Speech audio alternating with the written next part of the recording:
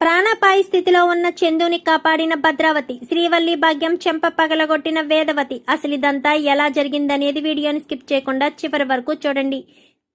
ఇల్లు ఇల్లాలు పిల్లలు అప్కమింగ్ ఎపిసోడ్స్ లో ఏం జరగబోతుందో ముందుగా తెలుసుకోవాలి అనుకుంటే వీడియోని లైక్ చేసి ఛానల్ ని సబ్స్క్రైబ్ చేసుకుని పక్కనే ఉన్న బెల్ సింబల్ లో ఆల్ పై క్లిక్ చేయండి. మొత్తం మీద చూసుకున్నట్లయితే గనక ఇంకా శ్రీరామనవమి పూజలో ఎవరికి వాళ్ళు కూర్చోమని చెప్పేస్తారు. ఎందుకంటే ఇక్కడ రామరాజు ఏమో పెద్ద కొడుకైన చందుని తన భార్య శ్రీవల్లిని కూర్చోమంటాడు. కానీ శ్రీవల్లిని మాత్రం చందు పుట్టింటికి పంపించేశాడు కదా, తన తల్లి ఒంట్లో బాగోలేదని పంపించేశానని ఏదో మాట చెప్పి, పోనీ నువ్వైనా కూర్చోరా అన్న మాటకు నాకు రైస్ మిల్లో పనుందని చెప్పి అక్కడి నుంచి వెళ్ళిపోతాడు. సాగర్ని కూర్చోమంటేనేమో సాగర్ కూర్చోవడానికి ఇష్టపడినా గానీ రామరాజు కూర్చోవడానికి ఇష్టపడడు. ఇంకా ధీరజ్ను కూర్చోమనేసరికి ప్రేమ పక్కన కూర్చోవడానికి ఇష్టం లేకపోయినా ఇంకా వేదవతి చెప్పడంతో ప్రేమ పక్కన కూర్చుని పూజ చేస్తాడు. పూజ జరిగిపోయిన తర్వాత చందునైతే తోటికోడళ్ళిద్దరూ నిలదీస్తారు. తప్పు చేశారు బావగారు అనగానే, తప్పు చేయలేదు, మోసపోయాను, నాకు పనుంది, నేను వెళ్తానని అక్కడి నుంచి చందు వెళ్ళిపోయి చాలా బాధపడతాడు. చాలా చాలా కుమిలిపోతాడు.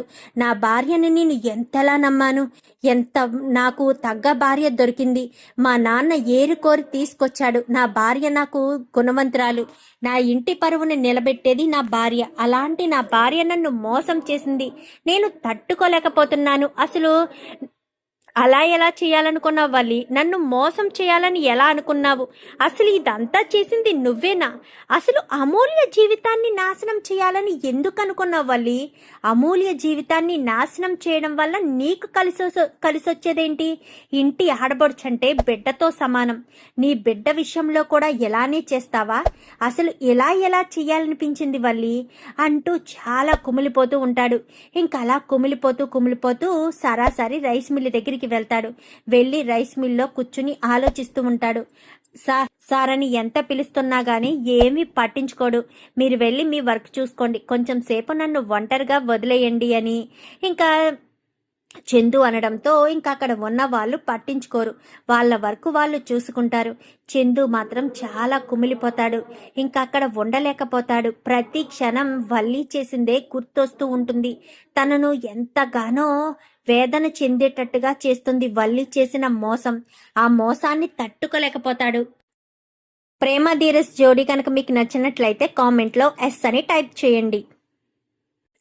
వల్లి చేసిన మోసాన్ని తట్టుకోలేక ఇంకా అలాగే ఏదో ఆలోచిస్తూనే బండి నడుపుకుంటూ వచ్చి సడన్గా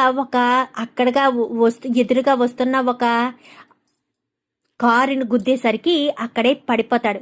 పడిపోయి రక్తం దెబ్బలో పడిపోవడంతో అటుగా వస్తున్న సేనాపతి ఇటు భద్రావతి కారు చూస్తుంది. ఎవరు వాళ్ళు అని చెప్పి గబగబా వెళ్ళేసరికి చందు, ఇదేంటి వీడు ఎలా పడిపోయాడు, అసలు వీడు ఎలా వచ్చాడేంటి అని గబగబా చందుని హాస్పిటల్కి తీసుకెళ్లి జాయిన్ చేస్తుంది.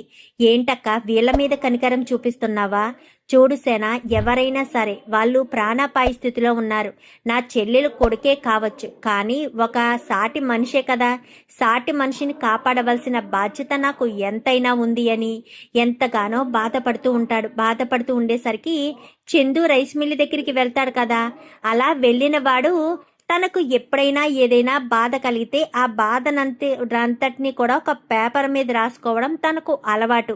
ఇంకా అలా పేపర్ మీద రాసుకున్న ఆ పేపర్ని కాస్త జోబిలో పెట్టుకుని వెళ్ళేసరికి ఇంకా వెళ్ళి అలా పడిపోయాడు కదా, రక్తపు దెబ్బలతో ఐసీయూలో అయితే పెట్టేసరికి నర్స్ వచ్చి, మేడం ఆయన జోబిలో ఈ పేపర్ ఉంది అని పేపర్ కాస్త చేతికిస్తుంది. ఇచ్చేసరికి ఏంటక్క పేపరు, అదే అర్థం కావట్లేదు అని పేపర్ ఓపెన్ చేసి చూసి చదివేసరికి ఒక్కసారిగా షాక్ అవుతుంది.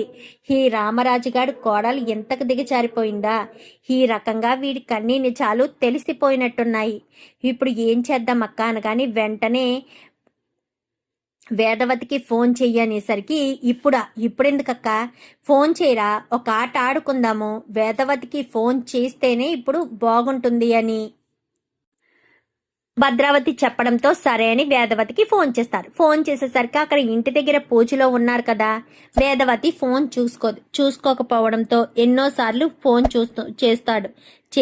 చేసి ఫోన్ చూసుకోకపోవడంతో ఏంటి ఫోన్ కూడా చూసుకోవడం లేదు, అసలు అంత బిజీగా ఏం చేస్తున్నారు, ఫోన్ చూసుకోనంతగా బిజీగా ఉన్నారా అని అనుకుంటూ ఉండేసరికి పూజ మొత్తం పూర్తయిపోతుంది. ఇంకా గదిలోకి వెళ్ళి అమ్మయ్యా అని ఇలా కూర్చునేసరికి ఫోన్ వంక చూడడంతో ఫోన్లో మిస్డ్ కాల్స్ ఉంటాయి. ఇదేంటి ఎప్పుడు లేనిది మా అన్నయ్య ఇన్నిసార్లు ఫోన్ చేశాడు, అసలు వాడు నాకు ఫోన్ చేయవలసిన అవసరం లేదు కదా, ఇన్నిసార్లు ఎందుకు వాడు ఫోన్ చేశాడు అని ఆలోచిస్తూనే కాల్ బ్యాక్ చేస్తుంది. అప్పటికి హాస్పిటల్లో ఉంటారు.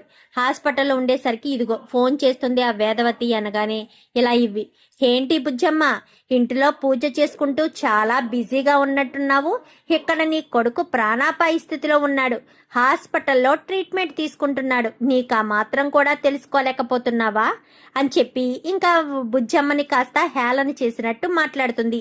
ఏం మాట్లాడుతున్నావు భద్రావతి, ఏం మాట్లాడుతున్నావు అని చెప్పి ఇంకా బుజ్జమ్మ కాస్త భద్రావతిని అడిగేసరికి ఏం మాట్లాడుతున్నానా, నీ కొడుకు చందు ఎక్కడికి వెళ్ళాడు, ఓ రైస్ మిల్కి వెళ్తున్నానని చెప్పి వెళ్ళాడా, సరే సరే నీ కొడుకు చందు రైస్ మిల్లులో లేడు, ఇప్పుడు హాస్పిటల్లో ఐసీయూలో ట్రీట్మెంట్ తీసుకుంటున్నాడు, నీకు నమ్మకం కలగకపోతే ఫొటోస్ తీసి పెడతాను అని చెప్పాను. కానీ ఏ హాస్పిటల్ అని చెప్పనేసరికి ఏ హాస్పిటలా, మరి ఇప్పుడు ఏంటి పిచ్చి పిచ్చిగా వాగుతున్నావా అంటూ మాట్లాడావు, మరి ఇప్పుడు ఏ హాస్పిటల్ అని ఎలా చెప్పగలుగుతున్నావు, ప్లీజ్ అక్క చెప్పక్క, నా పెద్దోడు ఎక్కడున్నాడో చెప్పక అంటూ బ్రతిమాలేసరికి చెప్తాను పలానా హాస్పిటల్ అని చెప్పి హాస్పిటల్ పేరు చెప్తుంది. చెప్పేసేసరికి ప్లీజ్ కొంచెం అర్జెంటుగా తీసుకువెళ్ళరా, కాళ్ళు చేతులు ఆడడం లేదు, అక్కడ నా కొడుక్కి ఎలా ఉందో అర్థం కావట్లేదు, చాలా టెన్షన్గా ఉంది అని చెప్పనేసరికి ఏమైంది బుజ్జమ్మ ఎందుకంత కంగారు పడుతున్నావు అనగానే పెద్దోడు హాస్పిటల్లో ఉన్నాడండి అనేసరికి ఏంటి పెద్దోడు హాస్పిటల్ ఉన్నాడా, పెద్దోడు హాస్పిటల్లో ఉండడం ఏంటి బుజ్జమ్మ, పెద్దోడు రైస్ మిల్క్ కదా వెళ్ళాడు అనగాని లేదండి మా అన్నయ్య మా అక్క ఫోన్ చేశారు, మీ పెద్ద కొడుకు హాస్పిటల్లో ట్రీట్మెంట్ తీసుకుంటున్నాడు అని చెప్పి ఫోన్ చేశారు, నాకు చాలా భయంగా ఉందండి, పదండి వెళ్దామనగానే మేం వస్తాం మామయ్య అని ప్రేమ నర్మద మొత్తం నలుగురు బయలుదేరి వెళ్తారు. వెళ్ళేసరికి వచ్చారా మీకోసమే ఎదురు చూస్తున్నాను, మీ కొడుకు ఎన్ని రోజులు ఇంతసేపటి నుంచి కూడా నార్మల్గా పడ్డాడు అనుకున్నాను, లేదు తను కావాలని వస్తున్న వ్యాన్ కింద పడాలి అని ఫిక్స్ అయ్యాడు అని చెప్పనేసరికి ఏం మాట్లాడుతున్నావు అక్క, నా కొడుకు ప్రాణాలు తీసుకోవాలని ఫిక్స్ అవ్వడం ఏంటి, అసలు నా కొడుకు అలాంటి పిచ్చి పని ఎప్పటికీ చేయడు, నువ్వు ఎవరిని చూసి ఎవరనుకున్నావో, సరే నేను ఎవరినో చూసి ఎవరో అనుకున్నాను, మరి హాస్పిటల్లో ట్రీట్మెంట్ తీసుకునేవాడు నీ కొడుకు కాదు అంటావా, చెప్పు నీ కొడుకు కాదు అంటావా అనగానే నా కొడుకు హాస్పిటల్లో ట్రీట్మెంట్ తీసుకోవడం ఏంటక్క, అసలు ఏం మాట్లాడుతున్నావు, నా కొడుకు హాస్పిటల్లో ఎందుకుంటాడు, సరే బుజ్జమ్మ నీ కొడుకు హాస్పిటల్లో ఎందుకుంటాడో నీకు తెలియదు కదా, ఒక్కసారి నువ్వు ఇక్కడికి వచ్చావే అనుకో నీకే క్లారిటీ వచ్చేస్తుంది అని చెప్పి మాట్లాడేసరికి ఇంకా బయట ఉన్న వాళ్ళు కాస్త లోపలికి గబగబా వెళ్తారు. పదండి అత్తయ్య చూద్దామని ప్రేమ నర్మద అనేసరికి ఇంకా అందరూ కూడా బయలుదేరి లోపలికి వెళ్తారు. లోపలికి వెళ్ళేసరికి ఇంకా ట్రీట్మెంట్ తీసుకుంటాడు.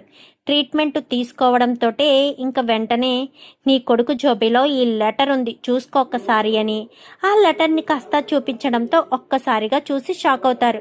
ఇదేంటి నా కొడుకు దగ్గర ఈ లెటర్ ఉండడం ఏంటి, అదే కదా నాకు అర్థం కావట్లేదు, ఒక్కసారి ఆ లెటర్ చదివితే నీకే అర్థమవుతుంది, ఎందుకంటే నీ కొడుకు మోసపోయాడు, నీ కోడలు నీ కొడుకుని మోసం చేసిందంట, ఆ బాధ తట్టుకోలేకే తన ప్రాణాలు తీసుకోవడానికి కూడా సిద్ధపడ్డాడు నీ కొడుకు అంటూ చెప్పేసేసరికి ఏంటి నా కోడలు మోసం చేయడం ఏంటి, నా కోడలు ఎప్పటికీ అలా చెయ్యదు అంటూ రామరాజు పక్క నుంచి మాట్లాడతాడు. చూడు రామరాజు, అబద్ధం చెప్పవలసిన అవసరం మాకు లేదు, నిజాన్ని దాచిపెట్టవలసిన అవసరం అంతకంటే లేదు, నీ కోడలు మోసం చేసిందని నీ కొడుకు ప్రాణాలు తీసుకోవడానికి సిద్ధపడ్డాడు, కావాలంటే ఈ వీడియో చూడు నీకే తెలుస్తుంది, సారీ ఈ లెటర్ చదువు నీకే తెలుస్తుంది అంటూ చెప్పేసేసరికి ఏం లెటర్ అది అని చెప్పాను కానీ చదువు అని చెప్పి ఇంకా లెటర్ని కాస్త చేతిలో పెట్టడంతో ఆ లెటర్ని ప్రేమ నర్మద తీసుకుని చదువుతారు. చదివి ఒక్కసారిగా షాక్ అవుతుండగా పైకి చదవండి అమ్మా అని చెప్పాను కానీ అది కాదు మామయ్య అని కానీ పైకి చదవండి నర్మద అని చెప్పనేసరికి సరే మామయ్య అని పైకి చదువుతుంది. పైకి చదివేసరికి ఒక్కొక్క పదం చదువుతూ ఉండగా బుజ్జమ్మ షాక్ అయిపోతుంది. అటు రామరాజు షాక్ అయిపోతాడు. ఎందుకంటే వల్లి మోసం చేసిందని, 9th క్లాస్ వరకే చదివి ఎంఏ ఇంగ్లీష్ అని చెప్పిందని, అలాగే అమూల్య విషయంలో చేసిన మోసం గురించి కూడా బయట పడడంతో రామరాజు కుప్పకూలిపోయినట్టు అయిపోతాడు. నా పెద్ద కొడుకు జీవితం నేనే నా చేతులారా నాశనం చేశాను. నా కూతురు జీవితాన్ని నాశనం చేయడానికి నా పెద్ద కొడుకు జీవితాన్ని నాశనం చేసే ఆయుధాన్ని తీసుకొచ్చానా? అసలేంటిదంతా? ఇలాంటి పరిస్థితి నా పిల్లలకి పట్టడం ఏంటి? నా ఇంట్లో అడుగుపెట్టిన తర్వాత మంచిగా ఉండాల్సింది పోయి ఈ రకంగా నా కుటుంబాన్ని అల్లకల్లోలం చేస్తుందని కలలో కూడా అనుకోలేదు అని ఎంతగానో బాధపడుతూ కుప్పకూలిపోతాడు. కుప్పకూలిపోయేసరికి ఇంకా వెంటనే రామరాజుకి ఆక్సిజన్ లెవెల్స్ తగ్గిపోవడంతో ఐసీయూలో పెట్టి తనకు ఆక్సిజన్ పెడతారు. పెట్టడంతో ఇటు కొడుకుని ఇటు భర్తని ఎలాంటి స్థితికి తీసుకొచ్చిన వల్లిని మాత్రం ఎట్టి పరిస్థితుల్లోనూ వదిలిపెట్టకూడదు అన్న ఒకే ఒక్క కారణం చేత చాలా కోపంగా బుజ్జమ్మ అయితే బయలుదేరి వాళ్ళ ఇంటికి వెళ్తుంది. వాళ్ళ ఇంటికి వెళ్ళేసరికి అప్పటికే వల్లి ఇంట్లో కూర్చుని ఏడుస్తూ ఉంటుంది.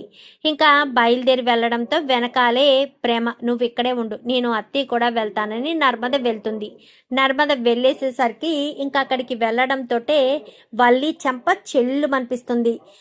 అత్తయ్య అది అనగానే, నా కూతురి జీవితాన్ని నాశనం చేశావన్న విషయం నాకు ముందే తెలిసే. నువ్వు ఎప్పుడైతే మీ అమ్మకి ఫోన్ చేసి కిచెన్లో కూర్చుని మాట్లాడుతున్నావో నేను ఆ రోజే విన్నాను. కానీ నా భర్త నీ ప్రేమని, నీ కళ్ళబుల్లి కబుర్ని నమ్మాడు కాబట్టి ఏదో ఒక రోజు నిజం తెలుస్తుంది కదా, అప్పుడు బాధపడతాడు అని నిజం తెలియకుండా ఉండడం కోసమని ఈరోజు చెప్పకూడదు అనుకున్నా కానీ నా కొడుకు ప్రాణాపాయ స్థితిలోకి వెళ్ళడానికి కారణం నువ్వే అన్న విషయం తెలిసి నా కొడుకు నీ గురించి రాసుకున్న ఈ లెటర్ చదవే అంటూ లెటర్ మొహాన్ని కొడుతుంది. కొట్టేసేసరికి ఆ లెటర్ అంతా తెలుగులోనే రాసి ఉండడంతో అదంతా చదివి ఒక్కసారిగా షాక్ అయిపోతుంది. నా బాకేం కాలేదు కదా అత్తయ్య అనగానే, చీనోర్మి బావా మొగుడు గురించి నువ్వు ఇప్పుడు ఆలోచిస్తున్నావా? నువ్వు అలా మొగుడు గురించి కాపురం గురించి ఆలోచించే ఆడదానివే అయ్యుంటే నువ్వు ఎలాంటి పని చెయ్యవు. నువ్వు మొగుడు గురించి ఆలోచించేదానివైతే ఎలాంటి నిర్ణయం తీసుకోవు.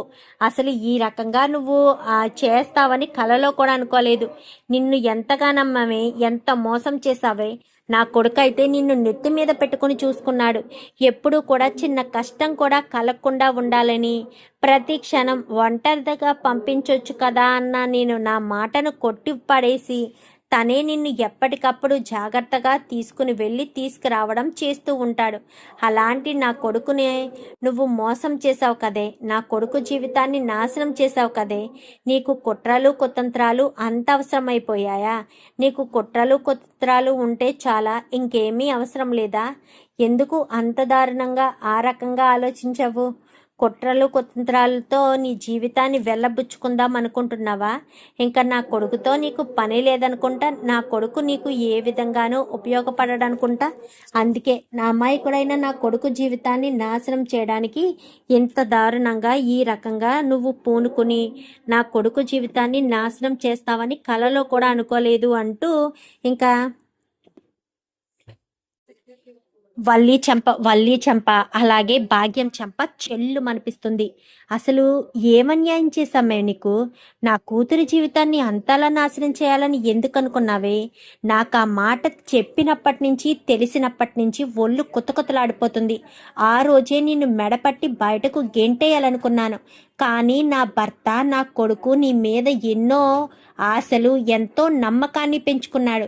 మిగిలిన ఇద్దరు కోడళ్ళు తను నెచ్చి మెచ్చి తీసుకొచ్చిన కోడళ్ళు కాదు కాబట్టి, తన పెద్ద కొడుకు పెళ్లి తన చేతుల మీద జరిగింది కాబట్టి నేను నమ్మి మంచి కోడల్ని తీసుకొచ్చాను అని మా ఆయన మురిసిపోతూ వచ్చాడు. అలాంటి మా ఆయనను నువ్వు ఇంత దారుణంగా మోసం చేస్తావని కలలో కూడా అనుకోలేదే. నువ్వు ఈ రకంగా చేస్తావని నేను అస్సలు ఊహించలేదు అంటూ చెప్పేసేసరికి, అది కాదు అత్తయ్య గారండి అనగానే, ఇంకేం చెప్పక వల్లి, నువ్వేం చెప్పక్కర్లేదు. నువ్వు చెప్పినా నేను వినే పరిస్థితిలో లేను. నాకు తెలిసి మీకు ఆస్తి అంతస్తు ఉందని చెప్పడం కూడా అబద్ధమే అయ్యుంటుంది. ఆ నిజాలు ఎక్కడ బయటికి వచ్చేస్తాయేమోనన్న భయంతో ఇంత దారుణంగా నా కూతురు జీవితాన్ని ఈ రకంగా చేస్తారని అస్సలు అనుకోలేదు. ఇంక నువ్వు ఏం చెప్పక్కర్లేదు. మీ ఆస్తులు అంతస్తులు అన్నీ అబద్ధాలే, మోసాలే. ఇన్ని మోసాలు చేస్తావా అంటే నువ్వు ఇంట్లో అడుగు పెట్టినప్పటి నుంచి కూడా ఇంట్లో ఏదో ఒక సమస్య, ఏదో ఒక గొడవ వస్తూనే ఉంది. అది ఎందుకు వస్తుందో ఏంటో అర్థం కాలేదు నాకు. ఇప్పుడు అంతా అర్థమవుతుంది వల్లి. ఈ గొడవలు ఇదంతా కూడా నీ వల్లే జరుగుతుందని, నీ వల్లే గొడవలు జరుగుతున్నాయని క్లియర్గా తెలుస్తుంది. అంటే నా కుటుంబాన్ని చీల్చేయాలి అన్న ఉద్దేశంతో నీవు ఈ రకంగా గొడవలు చేయాలి, మోసం చేయాలి అనుకున్నావా? నా కొడుకు జీవితాన్ని, నా కూతురు జీవితాన్ని నాశనం చేయాలని కంకణం కట్టుకున్నావా? ఈ రకంగా నువ్వు ఇలాంటి పిచ్చి పని చేస్తావని అస్సలు నేను అనుకోలేదు అంటూ ఇంకా చాలా కోపంగా అయితే వల్లిని మళ్ళీ మళ్ళీ కొట్టేసేసరికి, క్షమించండి అత్తయ్య గారు, ఇదంతా ఇలా జరుగుతుందని అస్సలు అనుకోలేదు. మా అమ్మ వాళ్ళకు నేను చెప్తూనే ఉన్నాను, అబద్ధాలు చెప్పి మోసాలు చేస్తే కాపురాలు నిలబడవు, వద్దమ్మా వద్దు అని చెప్తూనే ఉన్నాను. అయినా సరే మా అమ్మ నా మాట వినిపించుకోకుండా అబద్ధాల మీద అబద్ధాలు చెప్పుకుంటూ మోసాలు చేసుకుంటూ ఇంతవరకు నా కాపురాన్ని తీసుకొచ్చింది. నేను ఎంత చెప్పినా నా మాట వినిపించుకోలేదు అంటూ ఇంకా వల్లి ఏడుస్తూ ఉండేసరికి, నువ్వు ఎంత ఏడ్చినా ఏం చేసినా గానీ ఎలాంటి ఉపయోగం లేదు వల్లి. ఎందుకంటే నువ్వు మోసం చేసావని నాకు అర్థమైపోయింది. నువ్వు మోసం చేశావు, నా కుటుంబాన్ని నాశనం చేయాలని చూసావు, నా పెద్ద కొడుకు జీవితాన్ని నాశనం చేసేసావు, అందరి నమ్మకాల్ని పోగొట్టేశావు. నిన్ను ఇంటి కోడలుగా వాళ్ళు ఎందుకు చూడట్లేదో అనుకునేదాన్ని. అసలు నీకు వాళ్లకు ఎందుకు పడట్లేదో అనుకున్నాను. మేము ఏరికోరి నా కొడుకులు ప్రేమించి పెళ్లి చేసి ఇంటికి తీసుకొచ్చినా గాని వాళ్ళు మాత్రం ఎప్పుడూ కూడా పరాయి వాళ్ళలా ఎప్పుడూ లేరు. ఎంతసేపు మామయ్య పరువుని కాపాడాలని చూశారు. కానీ నువ్వే వాళ్ళ మధ్య గొడవలు పెట్టి వాళ్ళని నా భర్తకు దూరం చెయ్యాలని, నా భర్తకు వాళ్ళకి మధ్య దూరం పెరిగి ఇంటి నుంచి వెళ్ళిపోవాలి అన్న ఉద్దేశానికి కూడా తీసుకొచ్చి సాగర్ వాళ్ళ ఇంట్లోంచి వెళ్ళిపోయేటట్టు చేసింది నువ్వే కదా. ఇవన్నీ ప్లాన్ చేసి చేసింది నువ్వే కదా.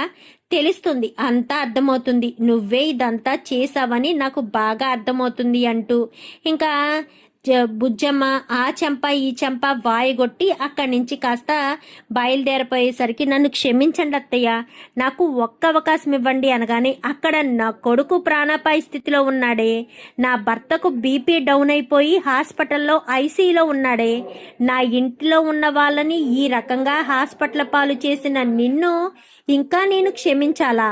ఇంకా నిన్ను క్షమించి ఇంకా నీవు తప్పులు చేయడానికి నేను ప్రోత్సహించిన దాన్ని అవుతాను. నిన్ను క్షమించడం అంటే అస్సలు జరగని పని. వల్లి వాళ్ళు నీకెప్పుడో ప్రేమ వాళ్ళు నీకు ఎన్నోసార్లు అవకాశం ఇచ్చే ఉంటారు. ఎందుకంటే వాళ్ళు మాత్రం ఒకళ్ళ కాపురాన్ని చెడగొట్టాలని చూసే మనుషులైతే కాదు, కాపురాన్ని నిలబెట్టాలి అని చూసే వ్యక్తులే తప్ప కాపురాన్ని చెడగొట్టాలని చూసే వ్యక్తులు కాదు. అయినా అలాంటి వాళ్ళు కూడా నీ గురించి బయట పెట్టాలని చూశారు అంటేనే అర్థమవుతుంది నువ్వేంటో, నీ మనస్తత్వం ఏంటో, నువ్వు ఎలాంటి దానివో, ఏ రకమైన దానివో అప్పుడే తెలుస్తుంది నాకు అంటూ చెప్పేసేసరికి, అది కాదత్తయ్య, ఒక్కసారి నా మాట వినండి అనగానే, ఇంకా నోరు మోస్తావా? నీ మాట వినేది లేదు, ఎవరి మాట వినేది లేదు. ఇంకా నువ్వు ఆపితే బాగుంటుంది. ఇంకా నేను ఎన్నిసార్లు నీకు ఏ మాటలు చెప్పినా నీకు అర్థం కాదు. వదిలేసే, నా కుటుంబాన్ని నన్ను వదిలేసే, మా నాన్న మేము ఉంటాము అంటూ ఇంకా వల్లికి కాస్త వార్నింగ్ ఇచ్చి బుజ్జమ్మ చాలా ఆవేశంగా హాస్పిటల్కి వచ్చేస్తుంది. ఇద్దరిలో ఎవరికి స్పృహ రాదు. స్పృహ రాకపోవడంతో ఇంకా ఏమైంది డాక్టర్ అని చెప్పనేసరికి, చెప్పాను కదమ్మా, కొన్ని గంటలు అబ్జర్వేషన్లో ఉంటేనే కానీ ఏమీ చెప్పలేము. తనకు ఏ చిన్న గాయం కూడా కాలేదండి. గాయమైందని నేను చెప్పలేదు కదమ్మా. గాయం ఏమీ కాలేదు, తనకు ఏదో బాధ, అందుకే తను అలాంటి పని చేయాల్సిన పరిస్థితి వచ్చింది అంతే తప్ప గాయమయ్యి ఇదంతా జరిగింది అంటే నేను ఒప్పుకోను అంటూ మాట్లాడేసరికి, అది కాదండి అని చెప్పి ఇంకా ఎంతగానో బ్రతిమాలేసరికి చెప్పాను కదమ్మా, కొన్ని గంటలు వెయిట్ చేయండి, అప్పుడే ఏదైనా చెప్పగలుగుతామని డాక్టర్ చెప్పడంతో ఏడ్చుకుంటూ కూర్చుంటుంది. బాధపడకత్తా, బాధపడగనగానే ఆ వల్లియే ఇదంతా చేసిందని నాకు ఎందుకే ముందుగా చెప్పలేదు? చెప్తే మీరు నమ్మేవారా అత్త? మీరు ఎట్టి పరిస్థితుల్లోనూ నమ్మేవారు కాదు. అవి మీ పెద్ద కోడలు మంచిది, గొప్పది, ఇంటి పరువుని నిలబెట్టేది అని మీరు ఎప్పటికప్పుడు అనుకుంటున్నారు. అలాగే ఇది అనుకునేవారే తప్ప మేము చెప్పే మాటలు మీరు నమ్మేవారు కాదత్తా, అందుకే మేమేమీ చెప్పలేకపోయాము. అయినా చెప్పి వల్లి యొక్క నిజస్వరూపం బయట పెట్టాలని మేము మాత్రం ఎందుకు అనుకుంటాము? ప్రతి క్షణం అందుకే చెప్పి బాధ పెట్టాలని అనుకోలేదు అత్త. ఎప్పటికప్పుడు దాచిపెట్టాలని చూసాం, మార్పు రావాలని చూసాం. నా నగలు దొంగతనం చేసి దాచుకున్నప్పుడు చెప్పకూడదనే చెప్పలేదు, కానీ బాబాయిని బలి చేసింది, అయినా సరే దాచిపెట్టాము. వాళ్ళకి డబ్బు లేదు అన్న విషయం కూడా దాచిపెట్టారు, ఆ విషయం కూడా మాకు తెలిసినా దాచిపెట్టామనేసరికి నీ నగలు దొంగతనం చేసింది వల్లీనా అని చెప్పాను. కానీ అవునత్త, తన దగ్గర బంగారపు నగలు లేవని, తన దగ్గర ఉన్న గిల్ట్ నగలు ఎప్పటికైనా బయట పడపోతాయి ఏమోనన్న భయంతోనే బంగారపు నగల్ని దొంగతనం చేసింది. ఆ విషయం తెలియని మీరంతా కూడా నన్ను ధీరజ్ని అవమానించినట్టు మాట్లాడేటట్టుగా చేసింది. ధీరజే అమ్ముకున్నాడు అన్నట్టు ధీరజ్ను కూడా అవమానించింది. సాగర్ బావ ఉద్యోగం విషయంలో కూడా బయట పెట్టింది వల్లి వాళ్ళే. అంటే వాళ్ళ ఉద్దేశం ఎలా ఉందంటే నన్ను నర్మదక్కని ఇంట్లోంచి బయటికి పంపించేస్తే, అందుకనే చెప్పలేకపోయాము. అన్ని విషయాలు మాకు తెలుసత్తా, ఎప్పటికప్పుడు మార్చాలనే ప్రయత్నం చేశాము.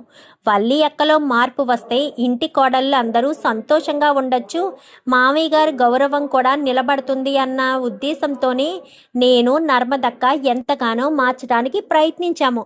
వల్లి అక్కలో మార్పు వస్తే కదా, మార్పు రాకపోతే దానికి మేమేం చేయాలి? మార్పు తీసుకురావాలని ప్రయత్నాలు చేసినా మార్పు రాలేదు ఆవిడలో, అందుకే నేనేమీ చేయలేకపోయాము అంటూ చెప్పేసేసరికి నన్ను క్షమించండి. మిమ్మల్ని ఎందుకు క్షమించమని, మీరెందుకు మమ్మల్ని క్షమించమని అంటున్నారు? మీరు ఏ తప్పు చేయలేదత్తా, తప్పు చేసింది వల్లి అక్క. చేసిన తప్పుకి శిక్ష అనుభవిస్తుంది అనగానే తను బాగానే ఉంది, శిక్ష అనుభవించేది మీ మామయ్య గారు అనగానే అవునత్త, మామయ్య చాలా ఎక్కువగానే నమ్మారు వల్లి అక్కని.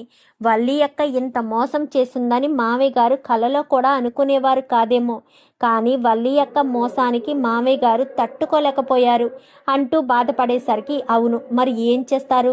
వల్లి అంత మోసం చేసిందని మీ మామయ్య గారు తట్టుకోలేకపోతున్నారు. ప్రతి క్షణం వల్లి గురించి ఆలోచించే మీ మామయ్య ఎప్పుడూ తప్పు చెయ్యని వల్లి అందరినీ సమర్థించి తప్పుడు మనిషి కాదు అని నమ్మే వల్లియే తప్పు చేసేసరికి మీ మామయ్య కూడా తట్టుకోలేక ఇంకా ఏం చేయాలో అర్థం కాక సైలెంట్గా ఉండి అలా కుప్పకూలిపోయి బీపీ డౌన్ అయిపోయింది. మామయ్యకి ఏమీ కాదులత్త, నువ్వు మామయ్య గురించి ఆలోచించుకు, మామయ్యకి ఏ ప్రమాదం జరగదు, క్షేమంగా తిరిగి వస్తారు, మామయ్య గారికి ఏమీ కాదు, నువ్వు కంగారు పడకత్తా అనగానే అన్న ఆశలు ఆశలు అన్నీ మీ మామయ్య మీదే పెట్టుకున్నాను. నేను ఎంతగానో వదిలేసత్తా, ఇవేమీ మనసులో పెట్టుకోకు, మామయ్యకి ధైర్యం చెప్పు, మామయ్య వీలైనంత తొందరగానే కోలుకుంటారు అని ప్రేమ నర్మద ఇద్దరు కూడా నచ్చ చెప్తారు. ఇంకా సాగర్ స్పృహలోకి వస్తాడు. ఏంట్రా పెద్దోడా, ఎలాంటి పిచ్చి పని చేసావేంటి? మేమంతా ఏమైపోయామనుకున్నావు? అంటే మా గురించి ఆలోచించలేదా? నీ భార్య నిన్ను మోసం చేయడం మాత్రమే చూసుకున్నావా? మా గురించి ఆలోచించాలి కదా. అంటే మేము ఏమైపోయినా ఏదైనా మీకు సంబంధం లేదు అనుకున్నావు అంతే కదా అంటూ చెప్పేసేసరికి అది కాదు, నేను అలా ఏమీ అనుకోలేదు అనగానే మరి అలా అనుకోకపోతే ఎలా అనుకున్నావురా?